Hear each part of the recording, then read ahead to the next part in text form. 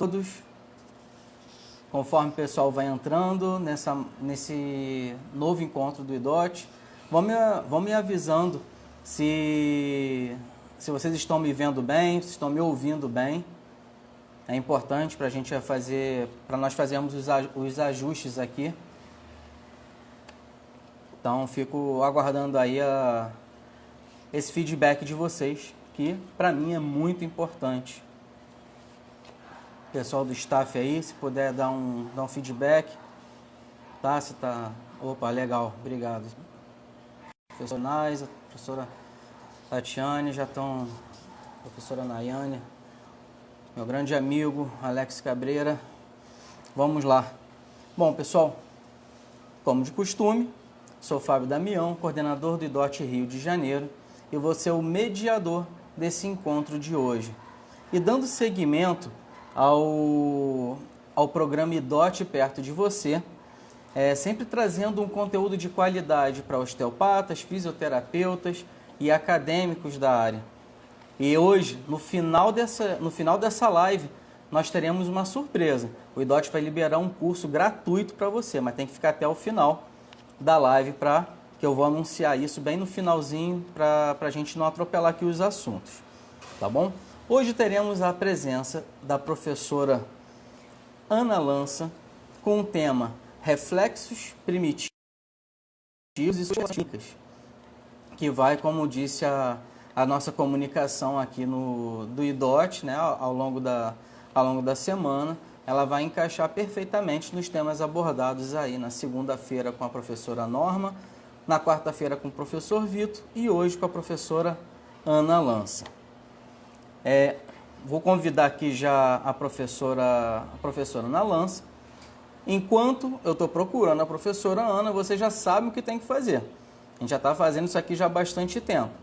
Cola o dedo no coração aí, cola o dedo no coração para a gente ganhar mais relevância e mostrar essa live para cada vez mais pessoas. E no aviãozinho você chama seus amigos, seus colegas que não estão assistindo ainda o nosso encontro. Eu estou fazendo isso nesse exato momento também, chamando as pessoas que estão aqui que aparecem para mim quando se aperta o aviãozinho e colo o dedo no coração. Beleza? Então vamos nessa. Estou aguardando só que a professora Ana entrar. IDOT perto de você. A qualquer momento você pode tirar um print dessa live para que no final de tudo, no final dessa live, você poste no seu stories, onde você vai colocar a hashtag IDOT perto de você, né? O VC lá, como a gente já combinou. Vai marcar a sua unidade, vai marcar o IDOT oficial, vai marcar a professora Ana Lança, e a gente vai acompanhando toda essa postagem. Professora Ana Lança, boa noite, muito obrigado por dispor do seu tempo, do seu conhecimento, para estar com a gente aqui nesse encontro que nós temos hoje do IDOT perto de você. Seja muito bem-vinda, muito obrigado mais uma vez, professora. Boa noite, Fábio. Eu que agradeço. Gostaria de agradecer imensamente ao IDOT, agradecer todo o staff do IDOT, agradecer todos os ouvintes, uma boa noite, e agradecer você, Fábio. Obrigada e parabéns também por essa missão que foi lhe dada e que está sendo cumprida com tanta excelência. Parabéns. Obrigado, professora, obrigado. Se não fossem os professores aqui, nada disso aconteceria. Bom, vamos lá. Professora, a gente vai falar... Hoje o nosso tema, ele é voltado para os reflexos primitivos, algo que encaixa muito bem aí com o que o professor Vitor e a professora Norma falaram nas lives anteriores. E para a gente começar o nosso bate-papo, né, eu queria saber, primeiramente, o que te fez você buscar esse tipo de conhecimento? Por que você foi buscar os conhecimentos de reflexos primitivos? Ok, Fábio. Bom, o conhecimento, né, o surgimento da vontade de estudar os reflexos primitivos foi como o Zezé disse na live dele. Nós, estudantes da osteopatia, osteopatas, vamos sempre em busca do porquê, né? Tentando chegar o mais próximo possível da origem das disfunções, da origem das problemáticas dos nossos pacientes. E comigo não foi diferente. Falando num âmbito posturológico, né, postural, que foi me dada essa missão, né, de comandar, né, a cadeira de posturologia, tinha algumas questões que eu ficava me perguntando, né? Mas por que o paciente tem pés valgos, se ele não tem famílias de pés valgos congênitos, se ele nunca teve um torce? Por que uma insuficiência de convergência, existe uma insuficiência de convergência, uma assimetria de tônus muscular no nível de pescoço, cintura escapular? Se também as causas primárias de uma insuficiência de convergência seria a causa traumática, se não há traumas? Por que existe problemas no aparelho manducatório, né? E essa busca dos porquês, né, quando não fechava a conta, né, daquele conhecimento que a gente tinha, foi que fui estudando e fui começando a ler sobre os reflexos primitivos. E em 2014 eu fiz o meu primeiro curso, né, uma primeira formação de reflexos primitivos, e desde então, desde 2014, eu venho aplicando, tendo a prática, né, desses reflexos primitivos, no qual eu tive uma surpresa muito positiva sobre os reflexos e quebras de paradigmas, né, e que me fez também entender aquilo que eu estava buscando, né? A origem de muitas coisas. Não é longe disso, de ser a origem de tudo, longe disso, mas que nos explica a origem de muitas problemáticas que os nossos pacientes trazem. Perfeito, professor. Disso a gente já começa a entender a importância disso está dentro da nossa formação, né, que faz toda essa, também a integração vai fazer a integração de diversos sistemas, né? Perfeito. Professora, bom, a gente não pode também deixar de falar o que são os reflexos primitivos, né? Talvez tenham pessoas aqui que não façam parte da nossa escola, ou de pessoas que ainda não tiveram acesso a essa informação, ainda não passaram para o segundo nível da formação, só que é um conhecimento que todos nós precisamos ter. Então, professora, o que são os reflexos primitivos? Ok. Fábio, eu vou, se você me permitir, antes de responder o que são os reflexos primitivos, eu gostaria de falar que antes da gente ter o conhecimento do que são os reflexos primitivos, a gente, talvez alguns que estão nos ouvindo, poderão se ver naquilo que eu tinha como conhecimento. Para mim, para minha formação, né, na minha formação acadêmica, os reflexos primitivos, quando eles eram existentes, persistentes, é porque tinha algum problema neurológico ou alguma incapacidade severa motora, alguma patologia neurológica clássica. Né? Até então era assim que eu via os reflexos primitivos.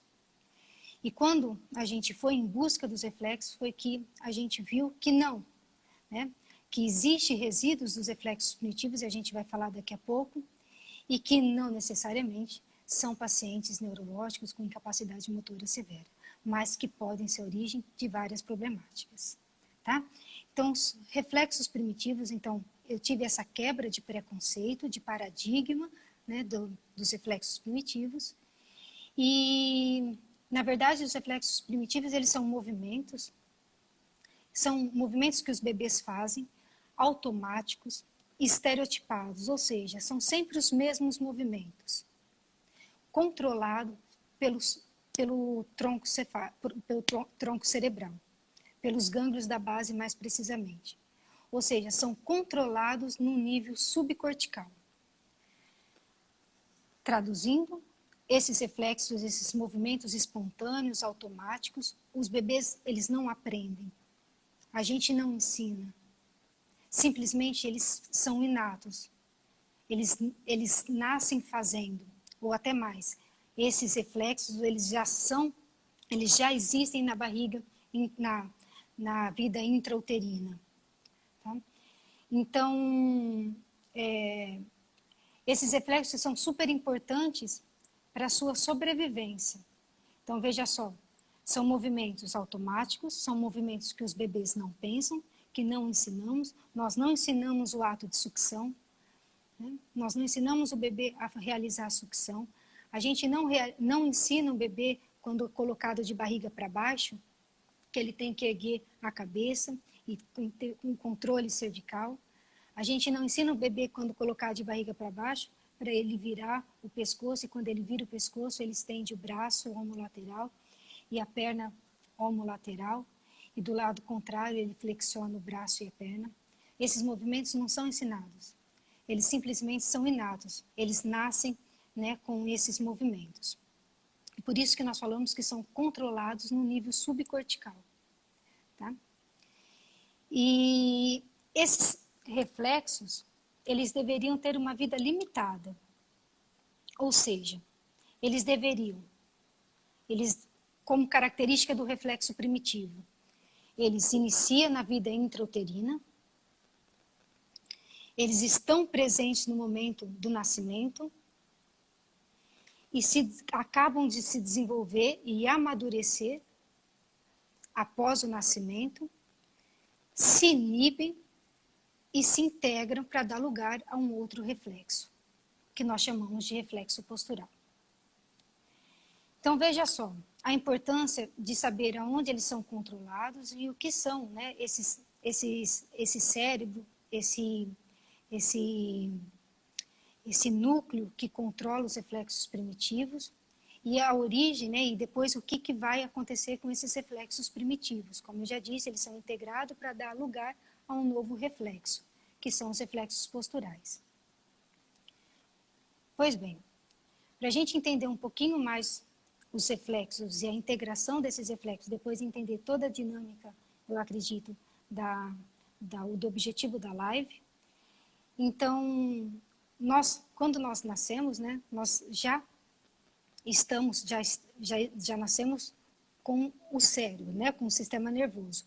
Ou seja, nós somos, segundo a teoria do cérebro triuno, de Paul MacLean, nós nascemos com 3 cérebros, com 3 capas cerebrais.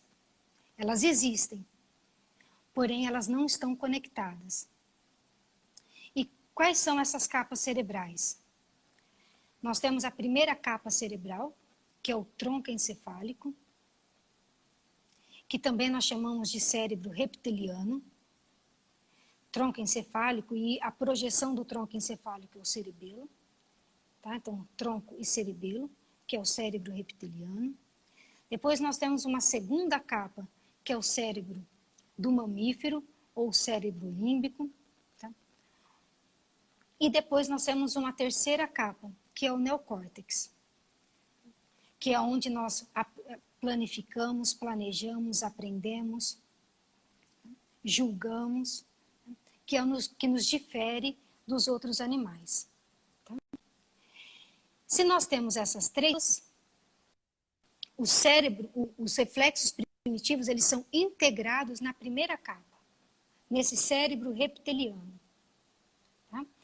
Depois, e a importância desses reflexos é tão importante, esses reflexos primitivos, os movimentos desses reflexos, que quanto mais movimento o bebê faz, mais amadurece esse tronco encefálico, a base está sólida, e através desse tronco encefálico, da formação reticular, dos núcleos vestibulares, do cerebelo, que leva informações para o cérebro límbico e que leva informações para o neocórtex. Ou seja, se os reflexos primitivos são automáticos, são estereotipados, controlados nesse nível, quanto mais eu tiver desenvolvido, amadurecido e inibido esses reflexos primitivos, maior vai ser a minha base de sustentação para levar informações até o cérebro límbico, o cérebro das emoções, o cérebro do mamífero e o neocórtex. E por isso que ele tem que ter essa vida limitada.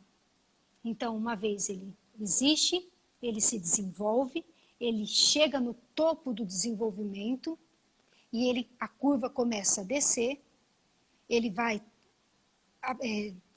tendo processo de inibição, ele se inibe e se integra para dar lugar ao reflexo postural. Os reflexos posturais nada mais é que movimentos que a gente faz também, que estão presentes após o nascimento, após a integração dos primitivos, e são movimentos que perduram por uma vida toda. Por exemplo, estou olhando para você, Fábio. Se eu inclinar o meu tronco, se eu inclinar para cair, pode ver que a minha cabeça ela vai ficar buscando a horizontalidade, buscando a verticalidade e a horizontalidade do olhar, se eu estiver me inclinando. E eu não penso para que isso aconteça. Ele também é automático. Ele também é controlado pelos gânglios da base. Porém, eles vão perdurar por uma vida inteira, para me dar estabilidade, para eu poder me sentar, para eu poder ficar entre 4 apoios, para eu poder me levantar, para eu poder andar, para eu poder correr. Tá? Então, se eu tenho um bom desenvolvimento dos reflexos primitivos, eu vou ter, então, um bom desenvolvimento dos reflexos posturais, que é o que vai perdurar por uma vida toda. O contrário também é verdadeiro, a gente vai falar mais para frente. Se os meus reflexos primitivos, ou alguns dos meus reflexos primitivos, não se desenvolverem completamente, não amadurecerem e não se inibirem por completo, não será integrado, não vai dar lugar, ou quando der lugar ao reflexo postural, já vai vir com as suas problemáticas, repercutindo na postura, no tônus muscular, repercutindo na atenção, repercutindo nas suas emoções, repercutindo no aprendizado. Muito bom, professora. Mesmo você já tendo falado assim de muita questão aí que se relaciona à importância clínica, queria que você aprofundasse um pouquinho mais com isso, se possível, obviamente, né? Aprofundar qual a importância clínica do conhecimento e da abordagem em relação aos reflexos primitivos. Sim. Como eu disse, antecipando às vezes até a sua pergunta, esses reflexos, quando eles não são totalmente integrados, eles vão ter, então, veja só, se os núcleos vestibulares que estão no tronco encefálico é responsável pelo tônus muscular, e que esse é o cérebro que está mais ativo quando o bebê nasce, que é onde quando ele ativa os reflexos primitivos. Se eu não tenho boas informações, bons movimentos, boas informações sensoriais no nível do tronco, os núcleos vestibulares é um dos núcleos que é responsável pelo tônus muscular. Ou seja, eu vou ter então alteração de tônus muscular. Se eu tenho alteração de tônus, eu tenho alterações posturais. Se eu tenho um reflexo tônico labiríntico, por exemplo, que está resíduo do reflexo tônico labiríntico, pode ter um problema na oculomotricidade, pode ter um problema, por exemplo, que é muito comum, um tônico labiríntico, a gente vai falar provavelmente daqui a pouco, um tônico labiríntico anterior, me dá uma postura onde tem um aumento da cifose torácica, uma anteriorização de cabeça, um encurtamento de tendão central e problemas, então, digestórios, problemas respiratórios, problemas ventilatórios, que são as problemáticas que poderiam chegar, por exemplo, que nós poderíamos ver que são disfunções viscerais, problemas vagais, mas que poderia estar relacionado com uma não integração de um reflexo ou de vários reflexos primitivos. Além disso, então, as alterações posturais, ainda como alteração postural, uma das que a gente tem também a origem, pelo menos uma das origens da escoliose, dos problemas de aprendizado, cognição, tá? Problemas emocionais.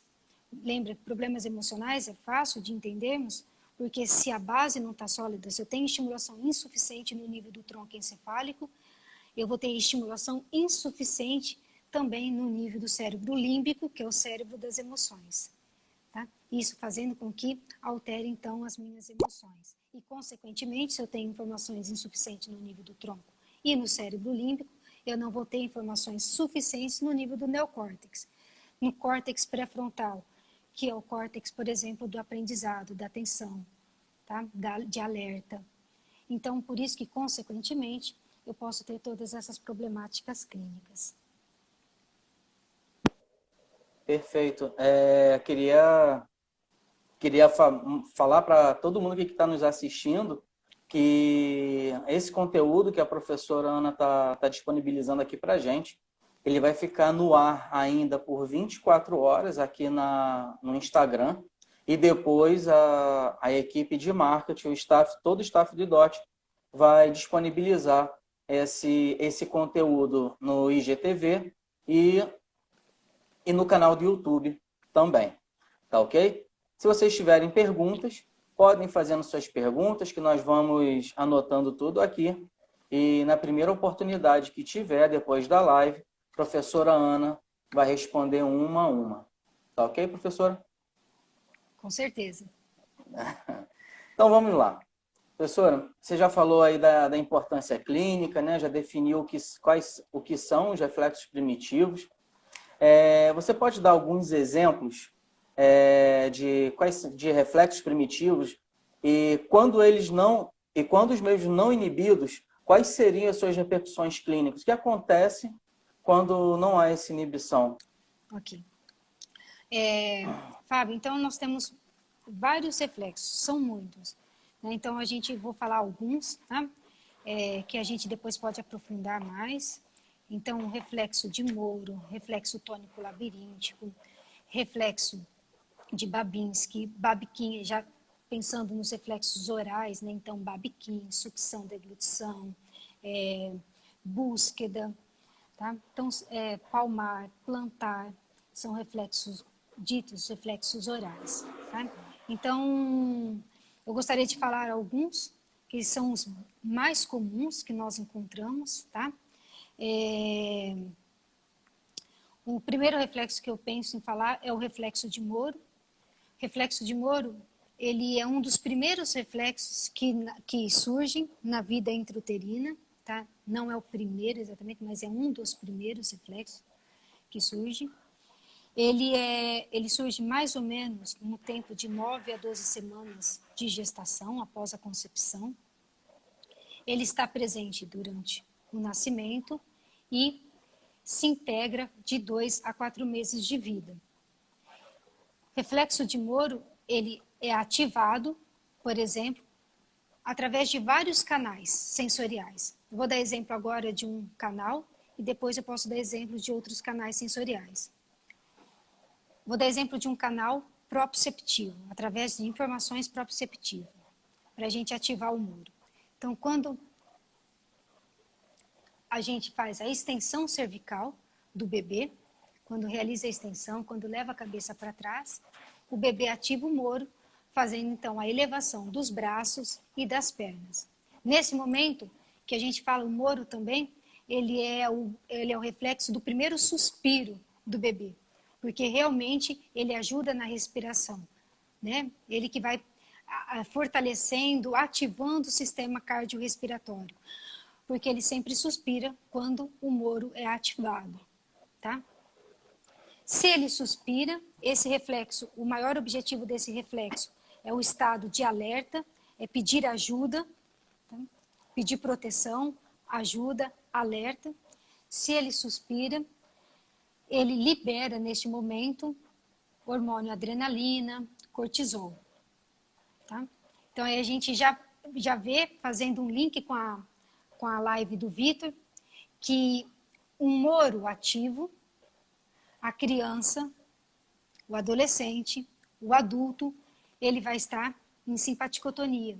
Então, a criança vai ter dificuldade para dormir, a criança vai, às vezes, ser um pouco agressiva, um pouco nervosa, porque ela está sempre assustada, sempre assustada. Qualquer movimento da cabeça assusta, tá? Assim como o Moro é ativado através dos outros canais. Porque o reflexo de Moro é um dos únicos reflexos também que está, de alguma forma, comunicado com vários canais sensoriais. Então, o reflexo de Moro está conectado com o canal proprioceptivo, com o canal somestésico, ou seja, você vai pegar a criança, você pega de uma forma rápida, pegando rapidamente, ela assusta e ativa o Moro. Através do sistema visual, as luzes, o sistema luminoso, tá? E o sistema auditivo. São os principais canais que estimulam o reflexo, a resposta de Moro. Mais uma vez, se eu sei para que ele serve, o que ativa, se o reflexo de Moro ainda persiste, se eu tenho resíduo do reflexo de Moro, então são pacientes que vão chegar, ou pacientes, lembra que eu vou falar de pacientes, crianças, adolescentes e adultos. Então, talvez muitos de nós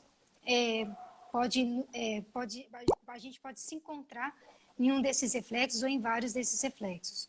Porque um Moro ativo, um resíduo de Moro, a gente vai ter pessoas assustadas, tá? Qualquer ruído, por exemplo, se é um Moro auditivo, qualquer ruído auditivo, qualquer som, eu me assusto e eu provoco Moro. Se eu tenho um Moro, se qualquer som me assusta, veja só a importância. Se qualquer som me assusta, quando eu estou estudando, quando eu preciso me concentrar, eu não tenho filtro auditivo. Então, qualquer som me atrapalha. Então, são aquelas crianças ou adultos que estão se concentrando, mas que alguém conversa na sala, já olha, já assusta, já se desconcentra, tá? Assim como o Moro auditivo, o Moro visual. Se eu tenho um Moro visual, a luz está o tempo todo me atrapalhando, o tempo todo me assustando, o tempo todo me assustando. Veja só, na idade escolar, se eu preciso prestar atenção na professora, prestar atenção no quadro, prestar atenção nos objetos, se eu vou jogar videogame, as bolinhas, tudo que é visual, tá? Que é colorido, que vem, vai, me assusta e eu não consigo me concentrar. Então, eu me disperso facilmente, porque eu não tenho filtro visual. Tá? Assim, qualquer mudança, então, de posição da cabeça, qualquer toque me assusta. Tá? E se o reflexo primitivo, ele dá lugar a um outro reflexo, que perdura por uma vida toda, veja só, se eu tenho um Moro ativo, então o Moro, os meus braços se levantam, se elevam. Tá? Eu me assusto, eu vou para trás. Se eu tenho um Moro que persiste, Fábio, eu não vou conseguir desenvolver bem um outro reflexo, que é o reflexo que vai perdurar por uma vida toda, que é o reflexo de sobressalto. O que é o reflexo de sobressalto? É o contrário do Moro. Se minha cabeça mexe, se eu sei que eu vou cair, ou se tem algo vindo em minha direção, eu não posso fazer isso. Eu faço isso. Eu me defendo, eu não deixo chegar próximo de mim. Se eu estou caindo, eu coloco as minhas mãos na frente para que eu não me machuque. E esse reflexo de sobressalto, ele não vai estar bem desenvolvido, porque o Moro não foi totalmente integrado.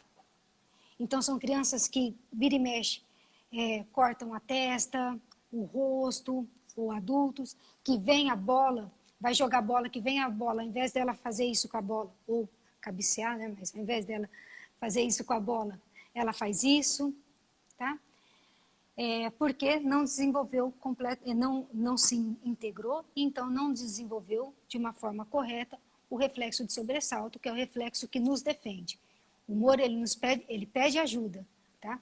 Ele faz elevação dos braços, e o sobressalto vai nos defender o rosto, defender o nosso corpo, tá? Então, essas seriam as... E se eu me machuco constantemente, se qualquer mudança de direção eu me desequilibro, eu vou ser uma pessoa também insegura, né? O Moro ativo, eu não sou uma pessoa medrosa, que eu tenho o tempo todo, eu me assusto. com os vários canais, com os vários sentidos. Então, na vida adulta, são pessoas que têm dificuldade para tomar decisões, que se vai trabalhar numa empresa não consegue tomar as decisões, que tem medo, medo de falar, medo de agir, tá? São pessoas medrosas, tá? Essas são as principais características do reflexo de Moro.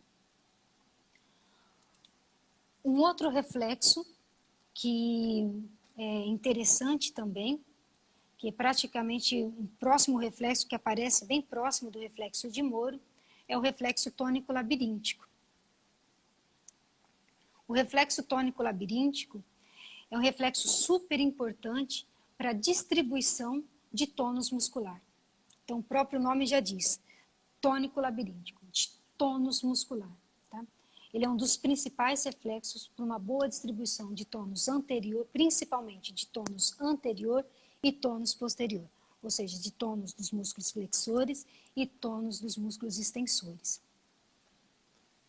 Esse reflexo ele se inicia na 12ª semana após a concepção, está presente no nascimento e termina por volta de 3, 4 meses. Deveria ter o pico de desenvolvimento, o amadurecimento e o processo de inibição e depois a integração com outro reflexo. No caso do tônico labiríntico, antes dele dar lugar ao reflexo postural, ele vai dar lugar ao reflexo tônico simétrico do pescoço, ao reflexo de Landau e ao reflexo postural, por exemplo, de endireitamento cervical.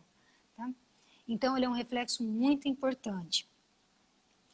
Se a gente está falando de mudança de tônus, né, de distribuição de tônus, como que ativa o reflexo tônico labiríntico? Quando o bebê flexiona a cabeça, ele realiza a flexão dos braços e das pernas. Quando ele realiza a extensão da cabeça, ele estende os braços e as pernas. Tá? Quando ele faz a flexão da cabeça, flexão dos braços e das pernas, ele está ativando o reflexo tônico labiríntico anterior. E quando ele faz a extensão da cabeça, ele está ativando o reflexo tônico labiríntico posterior.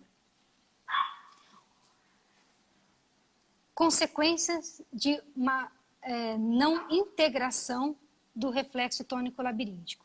Veja só, quando eu realizo a flexão da cabeça, eu flexiono meus braços e minhas pernas.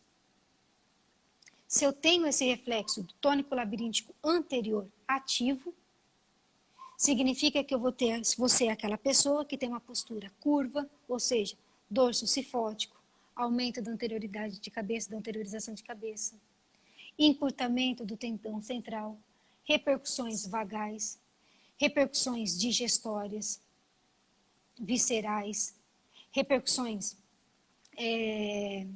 intestinais, digestórias, repercussões no nível da ventilação e no nível também cardíaco, tá?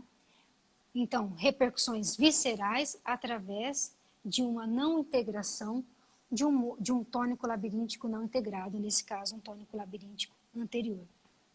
São pessoas, Fábio, crianças, adolescentes, adultos, que têm um esgotamento energético excessivo, uma fadiga excessiva, tá? Porque, olha, eu tenho um baixo tônus muscular. Se eu tenho um baixo tônus muscular, eu me canso facilmente. E, às vezes, a mãe vai querer colocar o filho, né, o seu filho, para fazer esporte, prática de esporte. E ele não consegue.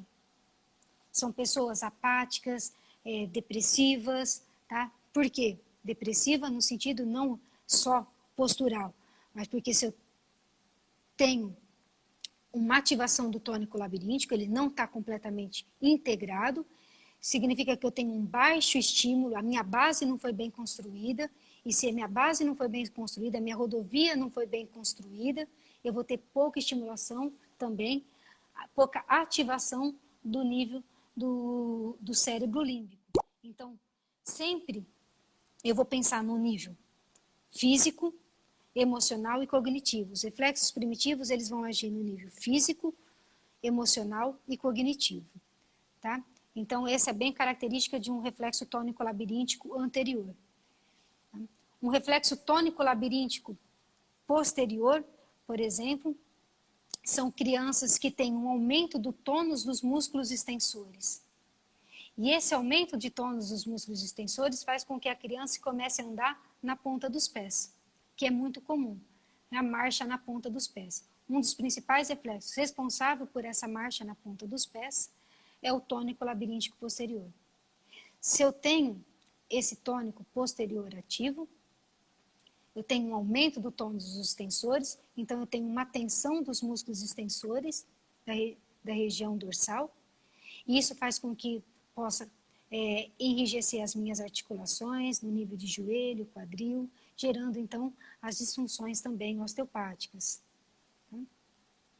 Fazendo com que eu faça entorses frequentes por ter essa tensão excessiva no nível dos músculos posteriores, dos extensores, devido a uma não integração do reflexo tônico-labiríntico. E esse reflexo, pensando na parte, no âmbito postural, posturológico, é um dos reflexos que inicia o amadurecimento da oculomotricidade, do sistema visual, não só do sistema oculomotor, dos músculos, da propriocepção dos olhos, mas também do sistema visual. Tá? É o início desse sistema. Tá?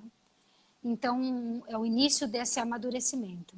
Então, eu posso ter problemáticas no nível oculomotor. Qual é a principal problemática no nível oculomotor? Para quem já está no segundo ano, já teve o segundo ano de posturologia, um resíduo do tônico labiríntico e, consequentemente, do tônico simétrico, do Landau.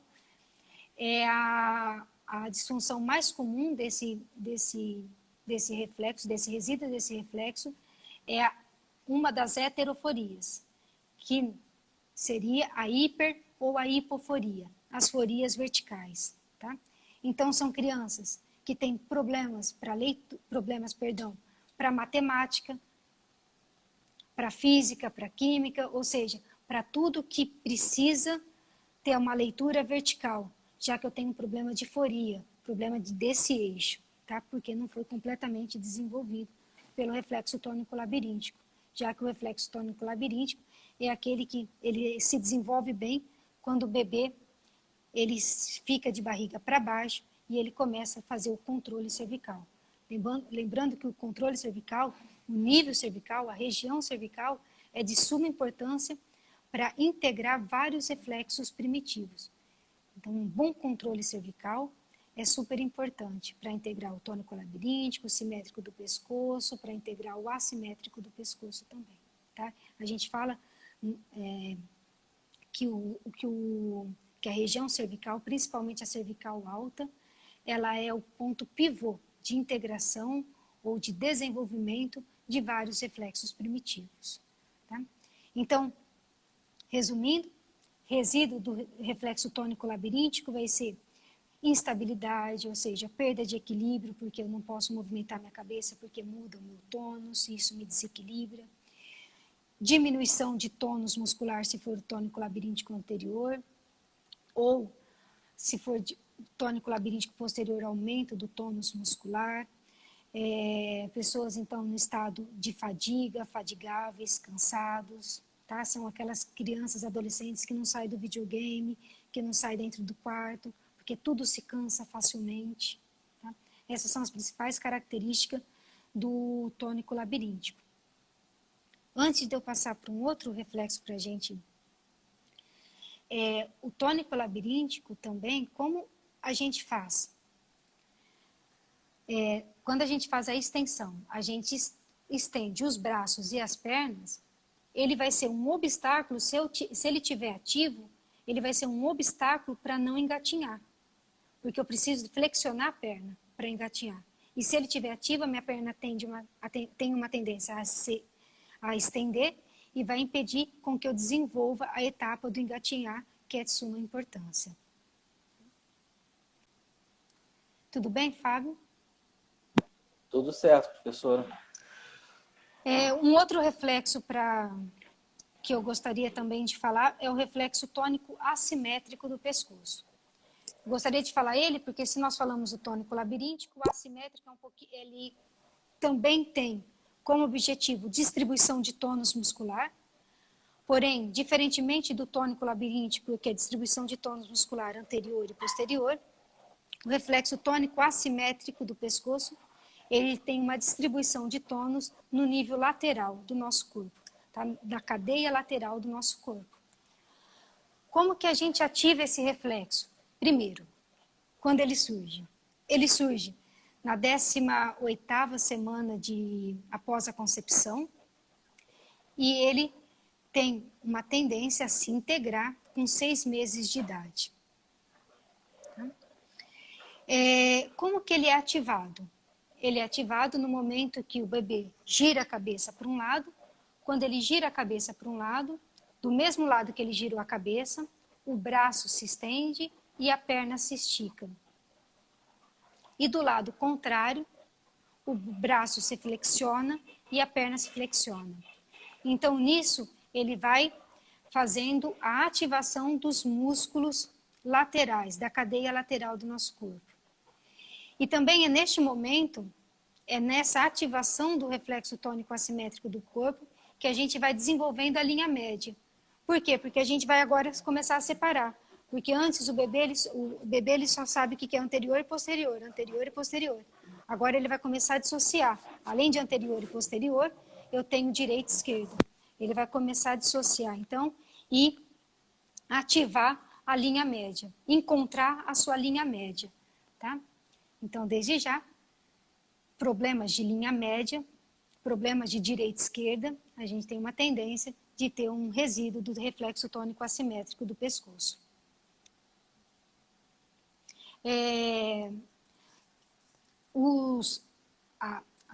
A não integração desses reflexos, então pode gerar várias repercussões, uma bem conhecida, por exemplo, o reflexo tônico assimétrico do pescoço, mais o reflexo espinhal galã, está muito relacionado com as escolioses que a gente encontra tanto nos nossos consultórios. Tá? E que às vezes a gente tem um pouquinho de dificuldade de tratar. Tá? E desde já a gente tem ótimas respostas, seja na criança, seja no adolescente ou no adulto, quando a gente faz o tratamento dos reflexos primitivos, da integração desses reflexos primitivos. Um dos reflexos que estão relacionados à escoliose é o tônico assimétrico do pescoço. Ele também, como reflexo, e isso explica a origem também dos problemas de leitura, como esse reflexo, ele vai dividir o hemicorpo, direita e esquerda. A criança, ela não tem noção, porque quando a criança nasce, a gente fala que ela nasce míope, ela nasce com uma visão de 12 a 17 centímetros de distância. Então, a criança, ela não enxerga a sua mão. Ela vira e volta, vira e volta. Ela não enxerga. Quando ela vai começando a virar e seguir a sua mão, ela começa a perceber que a mão faz parte do corpo dela. E aí ela vai começar, então, a seguir a mão. Quando ela segue a mão, ela desenvolve o sistema viso-manual, que é super importante depois para a escrita, para desenhos, para aprendizagem. E ela desenvolve também o segmento ocular, porque ela vai seguindo a mão dela. Se acontece isso, se eu tenho resíduo desse reflexo tônico assimétrico, eu tenho uma deficiência nesse movimento de segmento ocular, que é super importante para a leitura. Lembra que quando a gente lê, a gente faz o segmento horizontal, que é super importante. Ou seja, repercussões de um reflexo tônico assimétrico não integrado vai ser dificuldade agora, não mais na matemática, não tanto na vertical, mas sim na horizontal. Então, são crianças, adolescentes, adultos que vão começar a ler o livro e já quer fechar os olhos, se cansa facilmente. fadiga facilmente, porque não tem um bom segmento ocular, tá? Porque não desenvolveu por completo no reflexo tônico assimétrico do pescoço. É uma das principais características. Então, não vão gostar, são crianças, são pessoas que não gostam muito de leitura, tá? De português, de história, tudo que tem que ler, tá? Não gosta muito. Pode gostar, às vezes, mais na parte vertical, mas não tanto na parte horizontal, já que não foi desenvolvido um bom segmento ocular, tá? E são crianças incoordenadas. Então, a gente pode ver no nível físico, então, escoliose, assimetria de tônus na cadeia lateral. No nível físico ainda, na marcha, é aquela marcha homolateral, porque começou a desenvolver o homolateral, mas não conseguiu fazer a marcha cruzada. São pessoas também que não têm uma boa dissociação de cintura escapular e cintura pélvica. E agora eu vou fazer um esporte. E no esporte faz com que eu cruze os meus movimentos. Vai ser desastre. É um completo desastre. Porque é muito incoordenado. Tudo que precisa cruzar a linha média, que precisa cruzar com movimentos a linha média, é dificultoso. Vai desenhar, por exemplo, vai desenhar um triângulo, que ele tem uma linha média e os dois lados precisam ser iguais. Não consegue, porque não foi totalmente desenvolvido. Tudo que precisa, então, cruzar a linha média é incoordenado. Tá? Exige um gasto energético enorme para poder fazer isso. Eu não digo que são pessoas que não fazem, mas exige um gasto energético enorme para poder fazer isso com excelência. Tá? Então, isso é no nível físico, no nível cognitivo. Se eu tenho uma tendência que ao virar a cabeça para um lado, meu braço e minha perna se estiram, então quando eu cruzo a linha média e minha cabeça acompanha, eu tenho uma tendência de estirar minha mão e minha perna. Então é como se eu fizesse uma força enorme o tempo todo para voltar a escrever, porque a minha tendência é sempre fazer isso, tá? Quando a partir do momento que eu cruzo a linha média. Então, nós falamos que tem uma pobreza também uma pobreza além de leitura, mas de escrita, tá? Porque gasta uma energia enorme para poder escrever corretamente, porque a tendência é sempre de puxar, como se fosse uma goma elástica, que eu preciso sempre fazer a força para voltar, tá? De uma forma, lógico, inconsciente. Tá bom? Então, esse seria também uma das problemáticas do reflexo tônico assimétrico do pescoço. E daí, Fábio, daí vai, né? Então, teria vários reflexos, eu vou parar por aqui, eu só vou terminar, por exemplo, com Babinski. O Babinski é um reflexo também super importante, porque é esse reflexo que vai dar o apoio podal e a estabilidade do corpo, porque lembra que nós falamos em posturologia que os pés é a nossa grande estabilidade, é o nosso grande estabilizador. E é o Babinski que vai formar essa base, né, que vai formar os pés. O Babinski ele é ativo quando ele se ativa quando nós fazemos, por exemplo, uma ativação da parte lateral do pé até a base do quinto dedo. Quando ele é ativo? Como ele se ativa? Fazendo a extensão do hálocos e de todos os dedos. Uma vez esse reflexo não desenvolvido, ele nem chega a ser desenvolvido, eu vou ter como consequência de pés, os pés valgos. Então, como eu disse inicialmente na live, que os reflexos primitivos, o conhecimento dos reflexos primitivos nos ajudaria a chegar em muitas origens das problemáticas, das entradas sensoriais, da postura, da parte postural, das disfunções osteopáticas. Aqui a gente fala bem claramente que o Babinski, quando não desenvolvido, ele é um dos responsáveis por ter pés valgos, e aí a gente vê que pés valgos gera toda uma consequência postural de uma forma ascendente. Joelhos valgos, aumento da curvatura lombar, dorso cifótico e anteriorização de cabeça.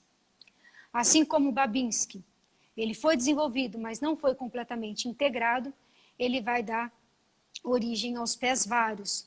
E os pés varos a gente sabe também que gera toda uma repercussão postural de uma forma ascendente. Trocando em miúdos, o reflexo de Babinski, ele é importante para a estabilidade podal, então, consequentemente, postural, e o movimento e responsável por todo o arco inferior. Então, se meus pés funcionam bem, os meus joelhos vão funcionar bem, o meu quadril vai funcionar bem, a minha coxa femoral, a minha sacroiliaca e a minha lombar. Então, ela é responsável por todo esse arco inferior. O contrário também é verdadeiro. Se eu tenho um Babinski não integrado, eu posso ter problemáticas no nível do tornozelo e pé, joelho, quadril, sacroiliaca e lombar. Tá? Esse seria, então, aí os reflexos que eu pensei em falar, mas aí a gente poderia falar de outros, mas eu acho que talvez não daria tempo. Muito bom, professora. Mais um pouquinho, a gente não precisa mais assistir o nível, né? Acaba a live e a gente recebe certificado em casa. Muito bom.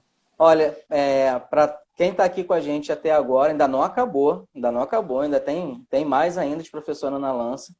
Só que só para vocês já ficarem atentos, assim que acabar a live, teve um post que nós fizemos sobre o que você está achando da live. Procura lá no perfil do IDOT Oficial, deixe seu comentário. Ela está gostando? É a maneira que você tem de mostrar para a gente o quanto você está aprendendo, se desenvolvendo com esse programa do IDOT. Então, acabando a live, vai lá também, procura o post e escreve lá o que você está achando, deixa a sua sugestão, deixe seu comentário, tá bom? Professora, nós já estamos caminhando para o final, né? Temos pouquinho tempo, mas ainda dá tempo para uma pergunta. Conversamos muito, né? Conversamos nada, eu fiquei aqui calado o tempo inteiro, só ouvindo essa aula. Mas já tiveram várias perguntas aí, uma das que eu quero fazer também. Como se trata isso? Como é que trata uma alteração de reflexo primitivo? Fábio, então, para a gente fazer um tratamento dos reflexos, para a gente realizar um tratamento dos reflexos primitivos, a gente faz uma bateria de testes desses reflexos, né? Então, a avaliação dos reflexos primitivos é justamente ativar esses reflexos através de estímulos que ativam esse reflexo, e aí a gente vê se existe ainda a resposta desse reflexo, e que é muito comum, Fábio. Se a gente pegar o que nos surpreendeu, uma das gratas surpresas, né, que eu tive, é que se a gente pegar a maior parte dos adultos, muitos de nós, se nós tivéssemos como fazer alguns testes de reflexos primitivos, a gente veria que muitos de nós teríamos algumas respostas positivas a esses reflexos, tá? A não integração desses reflexos. Tá? Então, a gente faria uma bateria de exames, avaliando de uma forma muito simplista, muito fácil a avaliação desses reflexos, já que é a ativação deles, tá? O estímulo de ativação deles. E uma vez que a gente tem, então, quais são os reflexos que estão prioritariamente são residuais, não estão integrados, a gente trabalha através da terapia de movimento rítmico. Essa terapia, ela foi não totalmente desenvolvida por ele, mas ela foi mais elaborada e explicada pelo um doutor sueco, psiquiatra, né, médico psiquiatra Harold Bloomberg, que explica essa terapia de movimento rítmico através do cérebro triuno, tá? Que a gente falou mais cedo. E basicamente essa terapia são os movimentos rítmicos e espontâneos que os bebês fazem. Tá? É como se essa terapia quisesse nos dar uma segunda chance para se conectar, uma segunda chance para construir uma boa base e daí ter boas informações, tanto no nível do tronco e uma boa distribuição tônica, tanto no nível emocional quanto no nível cognitivo. Então, no primeiro momento, se eu quero estimular no nível do tronco encefálico e cérebro médio, essa terapia São movimentos bem simples, são movimentos que os bebês fazem movimentos simples, sempre no mesmo ritmo, na mesma intensidade, na mesma duração. Num primeiro momento é passivo, ou seja, alguém que faz, seja na criança, seja no adolescente, seja no adulto, é alguém que faz. E num segundo momento, aí já é ativo, ou seja, agora eu já quero fazer o movimento, eu preciso realizar o movimento. Então, além de ativar o tronco encefálico e o cérebro médio, também começa a fazer uma ativação do neocórtex. Ou seja, são exercícios que fazem com que se conecte, né, melhore a conexão, desde o cérebro reptiliano até o cérebro do humano, até o neocórtex. E aí, conforme for a necessidade, a gente vai aumentando a dificuldade desse exercício ativo. Então, se eu tenho um resíduo de um tônico labiríntico, eu posso, junto com o tônico simétrico do pescoço, eu aumento a dificuldade desses exercícios para integrar melhor todos esses reflexos que ainda persistem. Tá? Então, são movimentos rítmicos, passivos, ativos, e depois de 4 apoios, depois de uma forma um pouquinho mais complexa, mas nada muito também elaborado, já que a criança, no primeiro ano de desenvolvimento, ela não faz nenhum movimento elaborado. Ela se desenvolve fazendo os movimentos simples para integrar os reflexos primitivos, e é super importante, Fábio, a primeira fase de desenvolvimento da criança, que é o primeiro ano de vida. Como a gente viu, vários reflexos se integram antes de um ano de vida. E a criança ela já sabe todos os movimentos. Ela já tem com ela todos os movimentos para integrar os reflexos primitivos. Então, o próprio movimento do reflexo, junto com o movimento de rolar, de rastejar, de ficar de 4 apoios, depois de fazer movimento rítmico com as mãos e joelhos, ficar de 4 apoios, levantar, primeiro segurando e depois ficar bípede para uma vida toda, ficar com os 2 pés, né, para uma vida toda, adquirir a bipedestação. Então a criança ela já tem tudo isso, e quando o estímulo não é suficiente, quando essa liberdade ela é restringida da criança de alguma forma, seja com andador, com chiqueirinho, ela não consegue então desenvolver às vezes completamente esses reflexos, tá? Então o tratamento seria basicamente esse, e jamais descartando o tratamento osteopático. Então, junto com isso, o osteopático clássico, tá? Junto com toda essa terapia de movimento rítmico, a gente também faz o tratamento osteopático. Muito bom. Pessoal, a gente está chegando ao finzinho aqui da nossa live. Quem tiver uma pergunta relacionada a tratamento, a professora Ana vai responder. Logo, assim que terminar a live, o staff vai encaminhar as perguntas para a professora. Já queria deixar aqui meu agradecimento, professora, por essa aula maravilhosa, por essa live aqui sensacional, pelos comentários que chegam aqui no nosso feed. Mais um encontro que o IDOT proporciona com muita qualidade para os seus alunos e para as pessoas que acompanham o nosso canal. E antes de passar para os agradecimentos finais da professora, eu queria lembrar vocês que na segunda-feira, às 19 horas, nós teremos a live com o professor Matheus Astorga sobre alimentação, osteopatia e as respostas imunitárias. Não percam, segunda-feira, 19 horas.